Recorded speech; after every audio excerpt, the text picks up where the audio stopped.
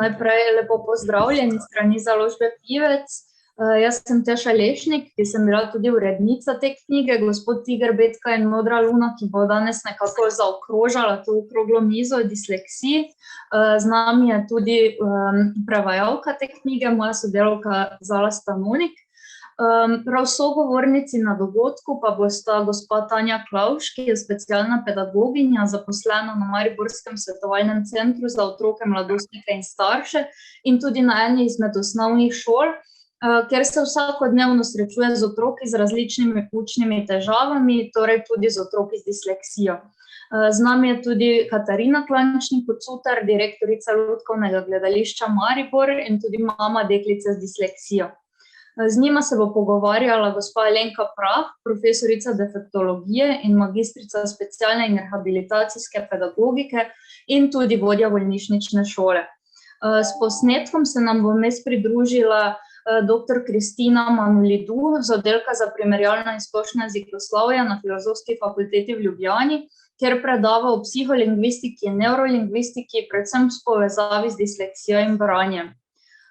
Torej, mislim, da se nam obeta en krasen in zanimiv pogovor, zato predlagam, da kar začnemo in predajam besedo gospe Alenki.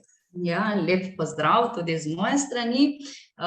Torej, lepo pozdravljeni vsem na današnjem srečanju, torej na okrogli mizi o disleksiji.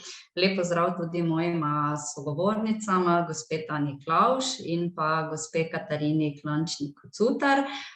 Kot je bilo že omenjeno v napovedniku, bo s posnetkom sodelovala tekom našega pogovora tudi izredna profesorica, doktorica Kristina Manulidu z oddelka za primerjalno in splošno jezikoslovje Filozofske fakultete v Ljubljani. Tako, pa bi mi kar prišli na naš skupni del. Na začetku našega pogovora bi prosila strokovnjakinjo na področju specifičnih učnih težav, gospo Tanjo, da nam na kratko opredeli, kaj disleksija sploh je in kateri so tisti ključni znaki, po katerih jo prepoznamo. Ja, najprej lep pozdrav tudi z moje strani vsem skupaj. Hvala za tako prijazno napoved. Zdaj pa, če se kar obrnem na vprašanje, ki ste mi ga zastavili. Zdaj, glede disleksije, eno tako splošno opredelitev, tukaj, kot ste sami omenili, specifične učne težave, bi najprej povedala, da disleksija spada v skupino specifičnih učnih težav, torej gre za neko nevrološko pogojeno različnost. V glavnem pa je disleksija nek izziv, ki vpliva na razvoj spretnosti, ki so povezane z jezikom, s pismenostjo in vplivajo na učenje branja in pisanja kot tisti dve pomembni dejavnosti, ki sta v bistvu neločljivo povezani z jezikom. Hkrati pa te težave in izzivi niso posledica bodisi pomanjkanja vaje ali pa nekega pomanjkljivega učenja, poučevanja, ne. Kakorkoli jaz tukaj rada zaključim, da gre v bistvu pri disleksiji za eno tako kombinacijo posameznikovih in močnih področij in mogoče težav, šibkejših področij, ki vplivajo na to zmožnost učenja, branja, pisanja, pa v bistvu tudi računanja, ne. Zdaj, po čem prepoznamo znake, kaj so tisti ključni znaki, na katere smo lahko kot starši že pozorni? Na disleksijo vsekakor posumimo takrat, kadar otrok ali pa tudi odrasli, ne, mladostnik, odrasli, bere počasi, zatikajoče, lahko se pojavlja, navadno se pojavlja več bralnih napak. Nekaterim rečemo specifične napake, zdaj najpogosteje poznamo tukaj to zamenjavo B-ja in D-ja, zelo pogoste so še A, E, O, A in E sta recimo podobno kot B in D, enaka črka, le da sta v drugo smer obrnjena, enako je tudi recimo pri U-ju in N-ju, pa še tudi pri nekaterih pisavah se L in J lahko zamenjujeta, vse to je pa povezano tudi z občutkom za smer. Disleksijo opazimo tudi pri pisanju. Zdaj, na kaj bodimo kot starši tam pozorni, predvsem na pravilnost zapisa v bistvu. Naenkrat so zapisi, kjer manjkajo črke, manjkajo lahko tudi zlogi, besede so lahko zapisane skupaj ali narazen tam, kjer tega ne bi pričakovali. Pogosto nam bodo pa otrokovi učitelji ali pa tudi otroci sami poročali o tem, da jim je branje težko, upirali se bodo branju in pisanju, prav tako pa jim bo zmanjkovalo časa za ti dve dejavnosti, ne. Sčasoma, tako kot sem rekla, otroci razvijajo odpor in izkazujejo nizko motivacijo za branje, kar pa ni vedno pravilo, ne. Odvisno je veliko tudi od našega pristopa. Toliko mogoče na kratko. Ok, hvala. Zdaj, disleksija se pojavlja pri približno 10% svetovnega prebivalstva. Kaj bi lahko rekli za Slovenijo? Koliko procentov otrok in mladostnikov je vključenih v osnovno šolo in v srednjo šolo in imajo torej diagnosticirane te težje specifične učne težave oziroma primanjkljaj na posameznih področjih učenja, natančneje danes pač govorimo o disleksiji, ne? Zdaj v strokovni literaturi, tako kot ste sami rekli, je navedena pojavnost disleksije precej različna v bistvu. Pogosto naletimo na podatke od 8 do 12% pojavnosti v populaciji, celo od 5 do 15%, v povprečju pa, če citiram vas, 10%.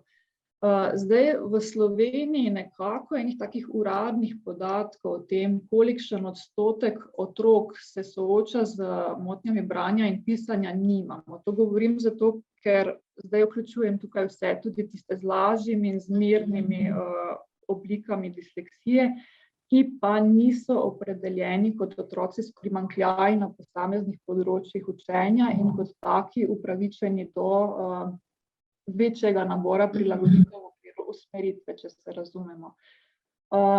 Nazadnje, ko sem spremljala te podatke, sem naletela na podatek, da je bilo v letu 2017-18, torej govorim za šolsko leto, v Sloveniji v ta program s prilagojenim izvajanjem in z dodatno strokovno pomočjo usmerjenih dobrih 6,5% otrok. To, če v številki zaokrožim, je približno 11,000 oziroma 11,100 otrok s posebnimi potrebami. In to je zelo heterogena skupina otrok. Pri nas pravzaprav imamo, če se zdaj na pamet rečem, 9 skupin otrok s posebnimi potrebami in primanjkljaj na posameznih področjih, kamor spada ob disleksiji tudi diskalkulija, dispraksija, neverbalne specifične težave in tako naprej. Skratka, tukaj izmed teh 11,000 otrok je nekako otrok s primanjkljaji na posameznih področjih učenja 42%. To je podatek, ki izhaja iz leta 2017-2018, vendar pa moramo tukaj vzeti zakup tudi to, da številke naraščajo. Kar je verjetno kar malo zaskrbljujoče, no? Lahko ali pa tudi ne, mogoče smo samo bolj pozorni na identifikacijo, ne, razlogi so različni. Tako. V redu. Disleksija je torej motnja, ki je vezana, kot ste že sami seveda povedali, večkrat poudarili, na področje branja in pisanja. Ali lahko znake opazimo torej že tudi v predšolskem obdobju? In če da, kakšni so ti znaki? Disleksija v bistvu kot tako lahko sicer potrdimo tekom procesa opismenjevanja ali pa še bolj zagotovo ob zaključku procesa opismenjevanja, ko kljub temu vloženemu trudu, veliko opravljenim vajam branja in pisanja, ti dve veščini ne stečeta. Vsekakor pa znaki, ki na disleksijo nakazujejo, se kažejo že prej. Že v predšolskem obdobju smo v bistvu tako lahko pozorni na različne znake oziroma dejavnike tveganja. Recimo na možnost pojava disleksije kasneje pogosto nakazuje počasnejši govorni razvoj, torej tudi to, če otrok kasneje spregovori. Lahko se pojavlja nerazločen govor, pogosto recimo otroci menjujejo glasove ali pa zloge v besedah. Recimo moja sorodnica je kot majhna deklica kapi vedno rekla paka in se je tudi kasneje izkazalo, da se sicer srečuje z disleksijo, ampak blago obliko. Hkrati otroci, ki so rizični za razvoj disleksije, tudi ne izkazujejo nekega zanimanja za poslušanje zgodb, morda tudi stežka obsedijo ob poslušanju teh zgodb. Pogosto se kažejo težave tudi pri tem slušnem zavedanju glasov, morda stežka ponovijo kakšno besedo za nami, stežka najdejo nek nabor besed na isti glas oziroma isto črko, stežka določijo, kateri je prvi glasek v besedi. Mogoče so tudi malo bolj okorni, manj odzivni pri raznih igrah s črkami, z besedami, jih to tudi ne zanima, lahko težje sledijo nekim slušno podanim navodilom, ker pravimo, da so bolj vizualni tipi, tudi marsikdaj to slišimo. Hkrati pa v bistvu glede na sopojavnost disleksije z drugimi specifičnimi učnimi težavami smo pozorni tudi na razne motorične težave, ki se pojavljajo, lahko se pojavlja slabše ravnotežje, kakšno manj usklajeno gibanje rok in tako naprej, ampak jaz vselej pravim, da ti znaki sami po sebi ne pomenijo zdaj, da bo otrok pa imel disleksijo. Je pa vsekakor prav, da smo na te znake pozorni, da otroku pomagamo pri krepitvi teh posameznih veščin, pri premagovanju teh izzivov, s katerimi se v trenutni fazi sooča, ampak to počnimo na nek umirjen, spodbuden, igriv način, skratka, igrajmo se. Imejmo v mislih, da otroci v bistvu različno hitro dozorevajo in bodo morda katero izmed veščin, ki nas danes skrbi, usvojili le nekoliko kasneje. Okay. Tako da pustimo otroku, da gre svojo razvojno pot, pri tem pa smo seveda pozorni na te značilnosti, ki bi lahko nakazovali torej kakršnekoli odstopanja.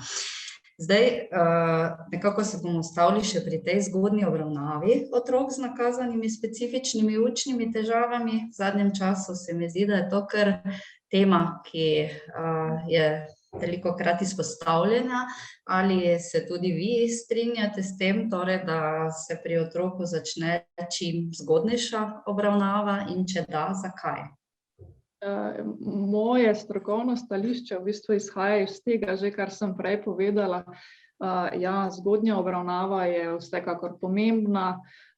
To ni zdaj samo moje mnenje, ampak temu pritrjujejo tudi raziskave, ki nekako dokazujejo, da ta zgodnja identifikacija otrok s tveganjem za pojav učnih težav, specifičnih učnih težav, pa tudi kakšnih drugih razvojnih težav, in hkrati nagovor teh izzivov in nudenje ustrezne pomoči, podpore na teh področjih, kjer se kažejo primanjkljaji, prinaša tudi pomembno pravzaprav preventivno funkcijo. Zdaj, vključitev v zgodnjo obravnavo pripomore k temu, da lahko posamezniki nekako se dobro naučijo tudi kompenzirati izzive in težave in razvijajo različne strategije za obvladovanje izzivov, ki jih disleksija prinaša. Veliko raje govorimo o izzivih kot o težavah. Recimo v razvoju otroka, tako kot sem že prej omenjala, je veliko nekih individualnih značilnosti, individualnih razlik in odstopanj od tega, kar je pričakovano, kar je normativno. In nekatera odstopanja v kratkem času izvenijo sama, zdaj nekateri otroci zaradi teh težav oziroma izzivov potrebujejo nekaj več naše pozornosti, da premagajo te izzive. Spet pri tretji skupini otrok pa lahko te težave vztrajajo kljub našemu hitremu odzivu in kljub neki zgodnji obravnavi. Vendar pa je bistvo hitrega odziva ravno v tem, da se na težave odzovemo v tistem optimalnem razvojnem obdobju, ko lahko z različnimi pristopi v bistvu pomembno vplivamo na otrokov nadaljnji razvoj in preprečimo marsikatero težavo, ki bi se kasneje, morda tudi v odrasli dobi, izražala kot pravzaprav ne neposredno disleksija, ampak posledica disleksije. Tukaj ciljam tudi in predvsem na samo podobo. Ok. Gospa Katarina, na tem mestu bi se navezala tudi na vas in na vašo hčer. Vaša hči Ivana ima disleksijo kdaj ste začeli opažati te težave, torej na področju branja in pisanja vi, in kako so se pa kazale pri vaših hčerih? Lep pozdrav. Na začetku, pravzaprav moram reči, da v prvem razredu še videli smo, da ima neke težave, to smo zaznavali, ampak nimamo te izkušnje, nikogar ne poznamo, ali pa vsaj ne, da bi vedeli zase ali pa za svoje bližnje, da bi kdo imel te težave. Nismo znali tega identificirati prav zares, imeli smo pa veliko srečo, da je v drugem razredu imela Ivana učiteljico podaljšanega bivanja, ki je pa sama zelo dobro ta problem poznala, ker je imela sina, takrat že sicer v srednji šoli, ki je bil hud dislektik in je pač z prve roke vedela, na kak način se reči kažejo, in je rekla, da pač bi bilo dobro, da gremo na svetovalni center z Ivano, da je prepričana, da ima Ivana disleksijo. No, in nemudoma smo ukrepali, šli na svetovalni center v Lavričevo, in tam so v resnici ugotovili, da je res tako, jo testirali na razne reči, preizkusili in ugotovili, da je torej dislektik. In Ivana je dobila odločbo, dobila je učno in strokovno pomoč. Moram reči, da smo imeli tudi izjemno srečo z šolo, na kateri je Ivana bila, osnovna šola Toneta Čufarja, in smo še danes neskončno hvaležni specialni pedagoginji, učiteljicam, ki so ji zelo, zelo pomagali.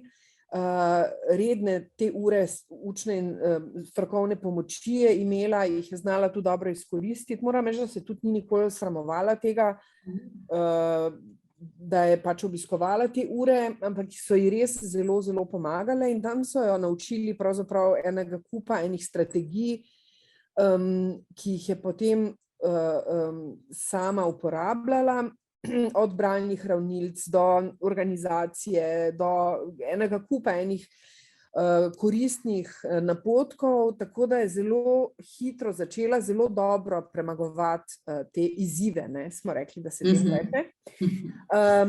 In moram reči, da nam je kar odleglo, ko smo ugotovili, da obstaja nek razlog, zaradi katerega je imela težave, in da se da tem težavam tudi pomagati, da obstajajo pač neki načini, s katerimi je ona izboljšala branje, pa da se je znala organizirati. Ne vem, Ivani se je dogajalo, da je, ko je s table prepisovala, ne vem, miselni vzorec je vmes izgubila, ni skoraj nikoli ga do konca mogla prepisati. Take reči, na začetku se spominjam takih nekih zadreg, pa nam ni bilo jasno, kako pač se to lahko dogaja, ampak je preprosto pogled zaznava reči drugačna. Jaz moram reči, da verjetno težko razumemo, če teh težav nimamo, kako to deluje. No, tako da se je pravzaprav zelo dobro to odvilo, in Ivana danes izjemno veliko bere, izjemno dobro piše, je že v 4. letniku srednje šole, da povem še ta pomemben podatek. Tako da je bila ta, se pravi, da je bila prepoznana ta njena težava in da je dobila pomoč, je izjemno spremenilo vse skupaj. Tukaj bi mogoče se gospa Tanja še malo navezala na vas. Govorimo o prepoznavanju specifičnih učnih težav, diagnostiki. Kdo je v timu strokovnjakov pri vas na svetovalnem centru, ki potem opredeli specifično učno težavo? Ste to samo vi kot specialna pedagoginja ali je še kdo drug zraven? Nikakor nismo samo mi, prav tako mi specialni pedagogi, in nikakor nismo samo mi specialni pedagogi v kombinaciji oziroma v timu s psihologom. Tukaj so zelo pomembne vselej tudi informacije, ki jih prinašajo starši. Potrebno je slišati tudi glas otroka, in pa vsekakor je na mestu tudi sodelovanje s tistimi, ki so z otrokom pravzaprav v stiku polovico dneva. To so pa tudi šole, učitelji, šolske svetovalne službe. Samo na tak način v bistvu brez da recimo omenjamo zgolj in izključno samo teste, ki pokažejo en vidik otrokovih izzivov, pridemo do skupka, tako kot sem prej morda že poudarila, močnih področij in tistih šibkosti, pri katerih moramo otroka podpreti.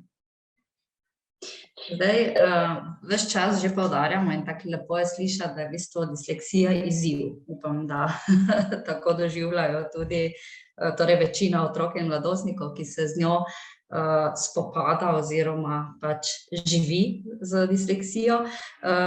Zdaj, gospa Katarina, ko ste slišali za to diagnozo, je za vas bilo to olajšanje, je bil šok za družino, kako ste sprejeli torej samo disleksijo, no, kot... Jaz mislim, da olajšanje v vsakem primeru, zato ker pač smo pol ugotovili, zakaj ima Ivana pri nekaterih rečeh take težave. In olajšanje tudi, mislim, ker tudi Ivana sama ugotovila, da je to nekaj, kar pač je njena posebnost, ampak da obstajajo načini, poti, strategije, da se tudi pomaga in da se, tako da je bilo to vsekakor olajšanje, ni bil šok, nikakor ne, no. Krasno. Zdaj, prej ste tudi omenili, da se ni nikoli Ivana sramovala dodatne strokovne pomoči. Mogoče gospa Tanja, če lahko malo širše razmišljamo, kako je z drugimi otroki. Zdaj, jaz lahko rečem recimo iz torej naše šole, kjer sem bila tudi jaz izvajalka dodatne strokovne pomoči, da v nižjih razredih se je velikokrat pokazalo, da so bili na nek način celo frajerji, no, če so šli z menoj torej na uro dodatne strokovne pomoči. Nekateri pa so potem v višjih razredih, bi rekla se kar mogoče malce sramovali ali pa jim ni najbolj pasalo, da so partnerji s specialno pedagoginjo. Kako imate vi izkušnje? Kaj vam povedo otroci oziroma mladostniki? Sama imam podobno izkušnjo kot vi, pravzaprav še tudi sodelujem z eno šolo, kjer delam kot izvajalka dodatne strokovne pomoči, ravno kar z dečkom iz prve triade, ampak v preteklosti sem pa sodelovala tudi že s starejšimi otroki in tukaj so v bistvu različni odzivi. Odvisno je tudi že od neke stopnje samopodobe posameznika, sprejetosti v vrstniško mrežo, mogoče tudi od zagotovo tudi od same klime, ki vlada na šoli med zaposlenimi v odnosu, starši, učitelji, starši, otrok, učitelji, ne. Veliko stvari vpliva. Večinoma imam pa tudi pri starejših učencih sama pozitivno izkušnjo, da se tudi starejši še radi pridružijo v malo večji skupinici ali pa v paru, če le imajo to možnost in vzamejo to tudi kot neko priložnost druženja v manjši skupini, ne pa bolj krepitve specifičnih področij, no. Okej, torej, ko je diagnoza torej na svetovalnem centru potrjena, kaj potem, recimo, kaj svetujete staršem otrok z disleksijo, kako jih opolnomočite? Verjetno vsi ne sprejmejo to kot izziv in olajšanje, morda se starši srečujejo tudi s svojimi osebnimi stiskami, tudi otroci verjetno različno odreagirajo. Kaj je tisto prvo, kaj jim svetujete, kako jim pomagate, no? Prva stvar je po mojem, da slišiš človeka, ki je tvoj sogovornik, ne, torej starša in otroka, in da pozorno poslušaš. Zdaj, sama sem tudi mnenja, da je takrat, kadar smo vpeti v proces pomoči in podpore pri premagovanju težav oziroma izziv, da nekako je pomembno odstopiti od pozicije tega, da se ukvarjamo z učno težavo, ne. Pomembno je, da ozavestimo tako strokovnjaki kot tudi starši in učitelji in otrokovo okolje, da imamo v bistvu pred sabo otroka. Torej otroka, ki je veliko več kot zgolj disleksija, ne. Posameznika ne opredeljuje disleksija, ampak veliko drugih značilnosti, ki jih ima. Zato jaz vselej starše povprašam tudi o tem, kaj bi pri svojem otroku izpostavili predstavili kot tisto, kar je pa dobro. V čem bi ga pohvalili. In načrtno tukaj vedno poudarim, da pojdimo izven šolskih okvirjev. Zdi se mi pomembno, da v prvi vrsti, če želimo uspešno krepiti šibka področja, posebno pozornost namenimo močnim področjem in se na tem področjem in tam, kjer otrok nekaj zmore, otroku pridružimo in ga spodbujamo in se počasi na različne načine v okviru opolnomočenja in z različnimi strategijami širimo tudi nekako na krepitev teh šibkih področij.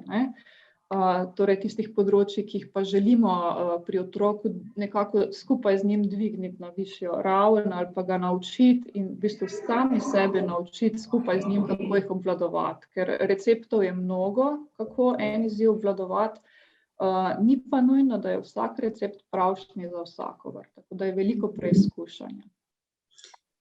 Morda še malo temo napeljimo na učitelje, ki se z otroki, torej s temi težavami srečujejo. Kakšne izkušnje imate, gospa Katarina, vi oziroma vaša Ivana, kako je potekalo samo šolanje, ali so iskali močna področja pri Ivani, ali so v večini razumeli, so sprejeli njene težave sami kot izziv, oziroma kako je recimo izgledalo šolanje? Ja, Ivano imam slučajno danes ob sebi, ker ima šolanje nadaljavo, sicer je v Ljubljani v šoli. Pa najbolj Pozdravljena. Ja.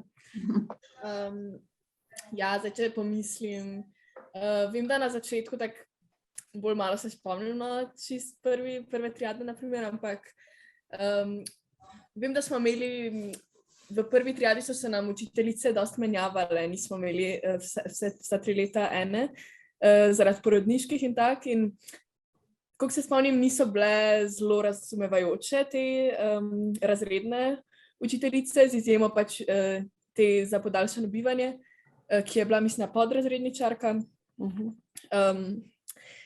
Niso bile najbolj razumevajoče in ne spomnim se čisto konkretno pač dogodkov ali kaj takega, ampak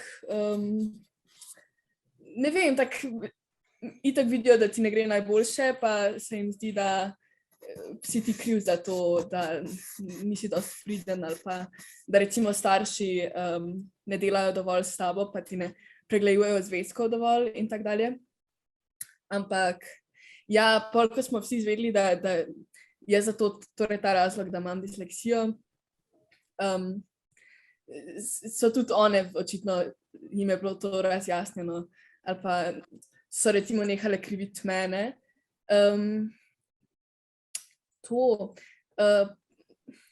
Potem pa se mi zdi, da ne vem, v 4. razredu, ko dobiš ocene pa spraševanja, pač je tako stresno, zato ker si izpostavljen pred tablo.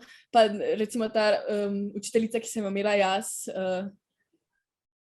tudi se mi zdi, da se ni tega lotila na način, ki bi ti olajšal to stresno izkušnjo, da bi ti bilo malo lažje, ampak si bil tak izpostavljen pred tablo, pa recimo tu se spomni, da mi ni šlo najboljše, ko sem bila kaj vprašana, pa je bilo tako kar ponižujoče, ampak to je bilo tudi za vsakega, no.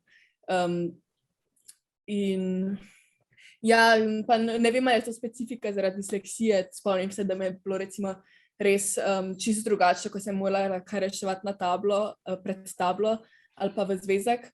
In zato sem tudi lahko ampak to ne čisto takoj v 4. razredu, ampak mislim kasneje, sem lahko bila vprašana ne tako, da sem reševala na tabli, ampak pač pri mizi z učiteljico na list. Učitelji so upoštevali določene prilagoditve oziroma imela si odločbo, tako da si imela tudi individualiziran program pomoči, na podlagi tega so bile zapisane tudi prilagoditve. Prej mislim, da je mama omenila tudi podaljšan čas pisanja. Se še spomniš katere druge prilagoditve, ki ti je recimo olajšala šolanje in ti je bila zelo v pomoč? Teste sem pisala izven razreda z to učiteljico za dodatno pomoč v kabinetu. Pa imela sem enkrat na teden ali pa mogoče dvakrat uro dodatno s to učiteljico za dodatno pomoč, ker sva pač delali recimo šolsko delo, tisto, kar mi ni, s čimer sem imela težave, ali pa smo se pogovarjali tako nasploh o šoli ali pa tudi o čemerkoli v resnici. To je bila torej še ena kot prilagoditev. Pa sami testi, ocenjevanje znanja, si imela mogoče prilagojen tudi list, sam test. Test sem pisala isti, sem pa lahko recimo dobila večji format, večja črka ali pa večji list. Ok, bi se tukaj še malo na gospod Tanjo navezali. V grobem se vam zdi, da, mislim, učitelji seveda morajo upoštevati prilagoditve, ki so zapisane v individualiziranem programu, ali praksa kaže, da se tega tudi držijo, ali znajo potarnati otroci oziroma mladostniki in njihovi starši, da pa so kakšne prilagoditve še vedno spregledane. Po mojih izkušnjah sicer učitelji vse bolj in bolj razumejo otroke s specifičnimi učnimi težavami. Mislim, da tukaj prednjači predvsem razumevanje disleksije pred drugimi specifičnimi učnimi težavami, o katerih se mogoče še vedno premalo govori. In se tudi vse bolj trudijo podpreti otroka, mladostnika. Nekako po mojih izkušnjah mnogi izražajo resnično skrb in željo po nudenju čim boljše podpore otroku. Tako kot je gospa Katarina omenila, so nemalokrat tudi učitelji tisti, ki starše pravzaprav prvi opozorijo na neke težave, ki jih pri otrocih opažajo, in tudi že podajo nekatere smernice za krepitev šibkejših področij. Seveda pa je vse povsod tudi kakšno odstopanje in ne morem jaz zdaj te svoje dobre izkušnje posploševati. Od šole do šole so različne prakse in čeprav naj bi učiteljski tim skupaj s šolsko svetovalno službo in starši sodeloval pri nastajanju tega individualiziranega načrta in naj bi učitelji in vsi vpleteni bili seznanjeni z prilagoditvami in načinom izvajanja prilagoditev, se marsikdaj tudi slišijo še vedno kritike na račun tega, da pa kljub dogovorom neke stvari ne držijo tako. Takrat jaz vedno svetujem pogovor vpletenih oseb, ker se v bistvu na ta način lažje razjasnijo morebitni nesporazumi tudi. Morda včasih je slišati, da so prilagoditve potuha otrokom s specifičnimi učnimi težavami. Kaj mislite o tem? Jaz bi rekla, da moramo prilagoditve vedno skrbno načrtovati, ker recimo imamo nek nabor prilagoditev, ki so priporočene za učence z disleksijo, pa vendar mogoče naši mladi sogovornici Ivani vse niso prišle prav. Prilagoditve je vedno treba smiselno uporabljati v skladu z otrokovimi potrebami, v skladu z otrokovim razvojem in na ta način, da kar se da v največji meri spodbujajo otrokovo samostojnost. Namreč v odrasli dobi bodo potem te prilagoditve kar naenkrat izginile. In smoter teh prilagoditev je ravno otroka podpreti toliko, da zmore sam, da zmore tisto, kar bi sicer brez disleksije in brez prilagoditev tudi zmogel pokazati. Ok. Zdaj, kot sem že omenila, tudi sama imam izkušnje z delom z otroki s posebnimi potrebami. Lahko pa rečem, da je zelo pomembno, torej, kako njihove težave oziroma motnjo predstavimo samemu otroku, staršem, vrstnikom in nenazadnje tudi učiteljem. O tem smo tudi govorili. Zato bi v nadaljevanju se posvetili predvsem torej današnji temi, to je disleksija in branje. Preden pa se lotimo dalje naše debate, pa predlagam, da si za boljše razumevanje samih težav pri branju ogledamo prispevek že prej omenjene, torej izredne profesorice, doktorice Kristine Manojlidu. Tako da bi prosila za posnetek.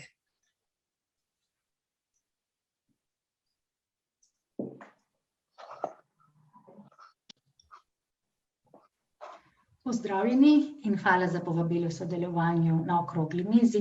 Ime mi je Kristina Manojlidu in sem profesorica psiholingvistike in neurolingvistike na Univerzi v Ljubljani. Res mi je žal, da se vam ne moram osebno pridružiti in sodelovati v razpravi v živo. Upam, da bom drugič. Kar bom poskušala narediti v naslednjih 10 minutah je, da vam nasplošno predstavim, kakšen je psiholingvistični in neurolingvistični pogled na disleksijo in kaj se dogaja v možganih ljudi s disleksijo. Začnimo z glavnimi simptomi disleksije, nato pa bomo videli, kaj se skriva za njimi.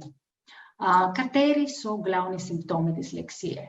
Težave s črkovanjem, težave pri prepoznavanju posameznih zvokov v besedah, težave pri branju in lahko rečemo nasplošno, da imajo ljudje s disleksijo težave s procesiranjem jezika. Od kod te težave? Preden odgovorimo na to, si oglejmo mehanizme branja, ki jih uporabljamo vsi. Kakšni mehanizmi vodijo v branje? Obstaja kup raziskav in skupni imenovalec za jezike z abecedami, kot je slovenska, je, da obstajata dve poti do prepoznavanja besede in s tem doseženega komunikacijska cilja. Prva pot, bralec napreduje s črko na črko, vsako črko prevaja v glas in postopno sestavlja besedo. Druga pot, bralec prepoznava besedo kot celoto, brez da bi jo razgrajeval oziroma sestavljal od črke do črke. Običajni bralci pri znanih besedah uporabljajo drugo pot. Prva pot uporabljajo le pri neznanih besedah.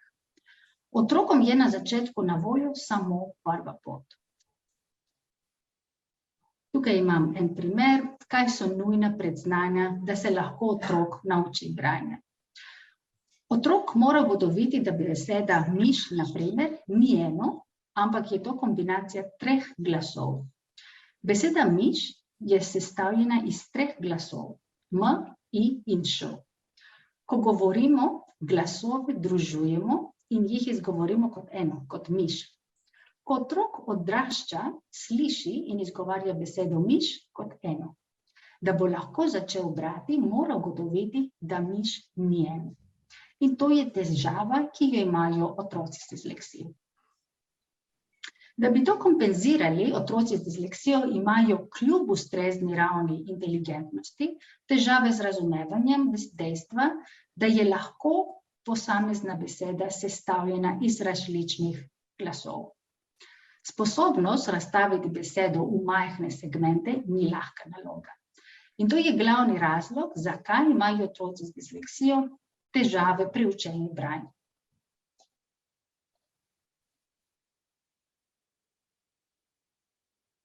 Kaj se zgodi v možganih dislektičnih otrok? Možgani otrok s disleksijo morajo delati 5-krat več kot možgani ostalih otrok, ki pri izvajanju enake jezikovne naloge, ker drugače delujejo. Obstajajo tudi kemične razlike med možgani otrok z disleksijo in možgani otrok brez disleksije. Tule sta prikazani 2 sliki fMRI raziskave. To je metoda, kjer dejansko posnamemo možgane preizkušenca, medtem ko možgani opravljajo neko kognitivno dejavnost.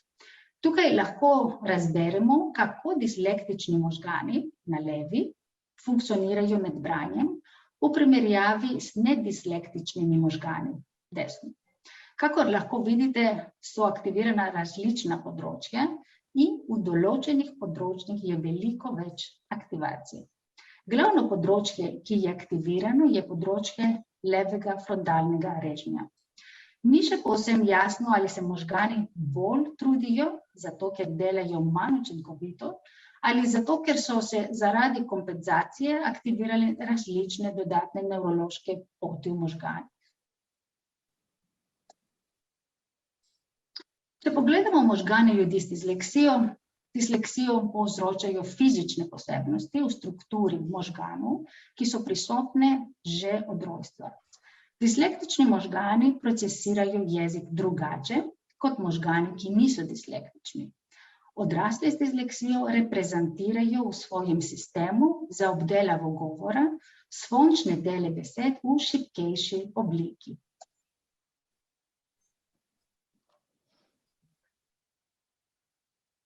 V dislektičnih možganih anatomski dokazi nakazujejo razlike v simetriji možganov dislektikov, predvsem na področjih, ki se nanašajo na jezik.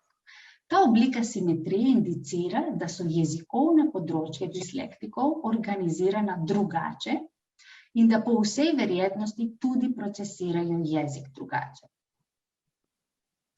Samo za nadaljnjo ponazoritev razlik med možgani s disleksijo in možgani brez disleksije je tukaj shema, ki prikazuje poti aktivacije možganov pri branju rimanih psevdobesed.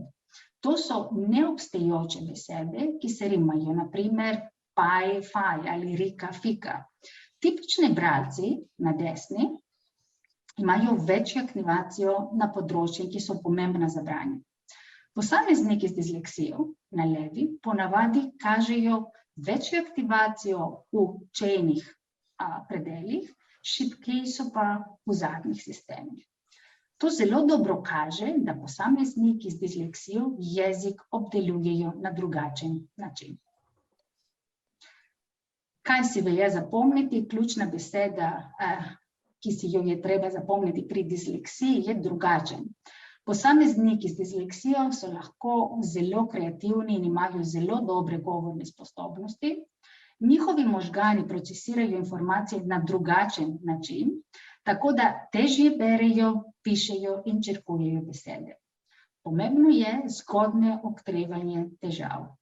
Le tako lahko stopimo na pot izboljšanja, saj lahko dislektikom s različnimi pristopi pomagamo. Toda to je tema druge predstavitve. Najlepša hvala za vašo pozornost. Če imate kakšna dodatna vprašanja, mi prosim pošljite in pošto. Nasvidenje. Hvala, zagotovo se nam je odtrnilo kar nekaj vprašanj. O tem bi lahko zdaj na dolgo in široko debatirali. Mislim pa, da je zdaj čas, da se posvetimo torej tudi knjigi, katero smo prebrali in bi morda na kratko samo omenili, tako kot verjetno že vsi veste, da je knjiga avtorice Sally Gardner, Gospod tiger, Betka in modra luna, prav tako v bistvu z vrsto in barvo pisave prilagojena otrokom z disleksijo. Knjiga je prijazna, ne samo zaradi samo zaradi pisave, ampak tudi že pred našim srečanjem smo debatirali o tem, da dejansko je na eni strani manj ali pa celo nič besedila in da so zraven torej ilustracije, ki so zelo simpatične, zgovorne, tako da kljub temu, da knjiga izgleda kar malo debelejša, se da zelo dobro in lepo brati. Zdaj najbrž je k temu pripomogla, da je nastala taka vrste knjige, tudi osebna izkušnja avtorice, ki je bila sama, torej kot otrok je oseba s posebnimi potrebami, se pravi, sama je imela disleksijo, v šoli je zaradi tega imela tudi težave z vrstniki, z nje so se norčevali, ker je bila drugačna, to se je kazalo že s samimi težavami pri zavezovanju vezalk na čevlji, z zapenjanjem gumbov na jakni, prav tako pa ni znala na pamet črkovati, torej niti zelo preprostih besed. Ko je pa bila stara 11 let, je izvedela torej, da trpi za črkovno slepoto, kakor so takrat rekli disleksiji, do 14. leta. Kot zanimivost ni znala ne pisati, ne brati. Lahko si predstavljamo, kako je to vplivalo na njeno šolsko in še kakšno samopodobo. Zato so jo vpisali torej na šolo s prilagojenim programom. Tam pa je zelo dobro napredovala, samostojno je prebrala tudi prvo knjigo, izučila se kasneje za oblikovalko kostumov, začela se ukvarjati z ilustracijo, kasneje pa s pisanjem tudi pravljičnih zgodb. Kar pa se meni zdi tako zelo pomembno, je pa to, da je se naučila, v bistvu tako tudi sama pravi, živeti z disleksijo, ki jo je naposled razumela kot neko svoje vrstno darilo in pa posebno obliko nadarjenosti. Zdaj v sami zgodbi spoznamo, je kar več junakov, ki imajo nekako enakovredno, smo prej rekli, vlogo. Je pa tudi v zgodbi ena taka simpatična deklica Betka, ki sem jaz doživela kot neustrašno deklico z jasnim ciljem, pa me zanima mnenje gospe Tatjane in pa Katarine, ali bi lahko torej našli tudi podobnosti med Betko in pa otroki z disleksijo. Se vam je odtrnila kakšna ideja, imajo kaj skupnega? Ja, zagotovo se najdemo skoraj vsi v Betki lahko, če pogledamo s pravimi očmi, ne? Tudi otroci z disleksijo, tudi otroci z disgrafijo, tudi mi odrasli. Morda sem jaz bolj kot na te podobnosti oseb z disleksijo in deklice Betke v zgodbi videla predvsem eno veliko mero sodelovanja med junaki zgodbe, ki so se pri iskanju idej za rešitev težave, na katero so naleteli, v bistvu krasno dopolnjevali. In tukaj jaz najdem to povezavo, in sicer na podoben sodelovalni način je v bistvu potrebno podpreti tudi naše otroke s specifičnimi učnimi težavami v okolju, kjer so. To je mogoče ena taka misel. Hvala, še mogoče gospa Katarina. Ja, na nek način so vsi junaki te zgodbe, gospod Tiger, malo posebni, tudi ta velikan, pa vsak ima neko svojo osamljeno specifiko, ampak kot ste rekli, s sodelovanjem pa z nekim takim prijaznim sobivanjem premagajo vse težave in rešijo. Tako da v bistvu ni samo Betka, je tudi njena mama je posebna, je morska deklica, pa je treba za to prilagojeno živeti, da so lahko lepo skupaj funkcionirajo. En kup takih posebnežev, tako kot smo, na nek način mislim, da se te posebnosti ne vidijo tako očitno kot v tej zgodbi, ampak eno prijazno sodelovanje olajša življenje in težave. Hvala. Zdaj v knjigi so zapisane tudi take male modrosti, ki mislim, da niso pritegnile samo mene k izpisu, ampak tudi moji sogovornici. Recimo, če je kdaj čas za nikoli ob času, je to jutri. To se mi je zdelo tak fascinanten zapis. Ali pa tukaj, ko so se pogovarjali o krastačah, če ti vse na tem svetu dovolijo, ne moreš biti srečen, tudi če si princesa. Beseda ne naredi besedo ja namreč toliko bolj posebno, saj brez nje nikoli ne bi mogla spoznati, kako srečna si v resnici. Ali pa ni pomembno, koliko si visok, najpomembneje je, kako se počutiš v srcu. Pa še bi seveda lahko marsikatero stvar prebrali, izpisali, ali je tudi na vaju, kaj misli poleg to, kar smo že povedali, še kaj posebnega naredilo vtis v sami knjigi? Ja, jaz sem pač ljubiteljica jezika, med drugim, čeprav je fabula izjemna, in bi res rekla, da je prevod Zale Stanonik res krasni, tekoč, zelo besedno bogat, tudi to, kar je rimanega. Moram reči, da bi opozorila še na to platno, da je res fino prevedeno. Krasno. Čestitke tudi gospe Zali. Zdaj bližamo se počasi koncu današnjega srečanja. Pravičujem, da rečem hvala. Aha. Še želite kaj drugega dodati? Ne, super vam gre, ker nadaljujte. Ja, da se čakamo 2 dela, ne, Zala? Tako, Ja. tako. Vas izzivamo. In mislim, da ste izziv že sprejeli. Bom sprejela izziv. Dobro. Torej, na koncu knjige gospod Tiger in Betka razpravljata o koncih. Gospod Tiger tudi sporoči, da vidi, da je ta konec pravzaprav šele začetek, tako kot smo tudi mi zdaj dobili potrditev prevajalke. Reče takole, niti na pol poti do slovesa nismo, čakajo nas še številne pustolovščine. Kaj pa rečeš na to, je rekel gospod Tiger. In glede na temo, rdečo nit današnjega srečanja, druženja, pogovora, lahko zaključimo tudi da dejansko nismo na koncu. Disleksija na nek način spremlja človeka od predšolskega obdobja pa tja do starosti, z njo se nekako nauči živeti, je celo izziv, lahko je celo obogatitev v tvojem življenju.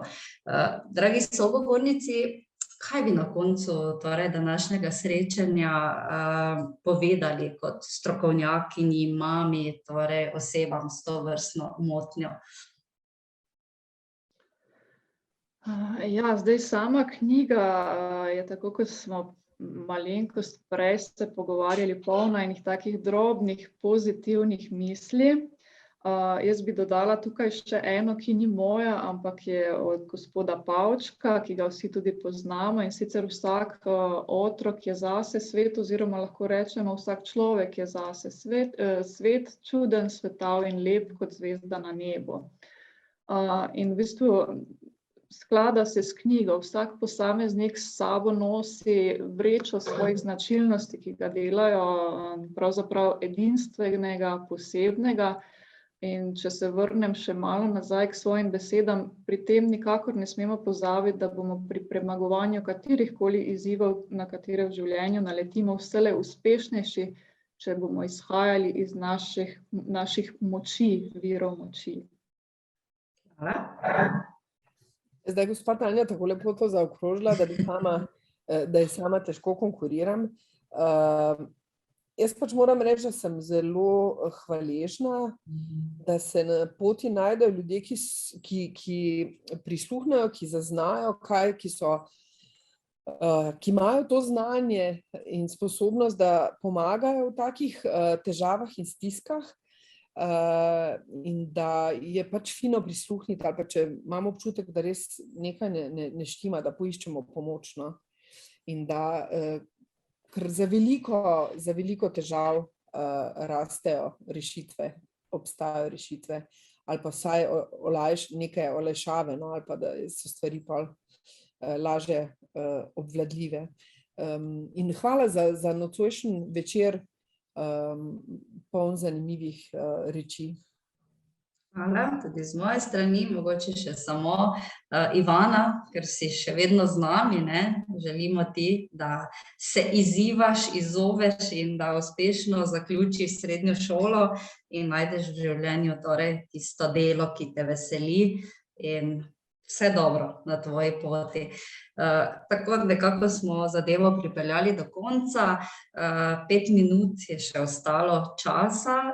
Zdaj, gospa Tjaša, v začetku smo rekli, če ima kdo od udeležencev kakšno vprašanje, je mogoče zdaj čas, da še torej sogovornici ali jaz odgovorimo nanj, potem pa bi res počasi se poslovili.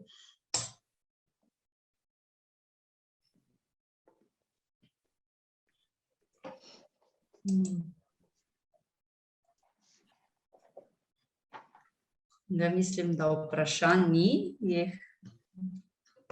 Gospa Tjaša, vi vidite? Ste bile dovolj izčrpne. Dobro. Potem pa hvala še enkrat, pa lep večer.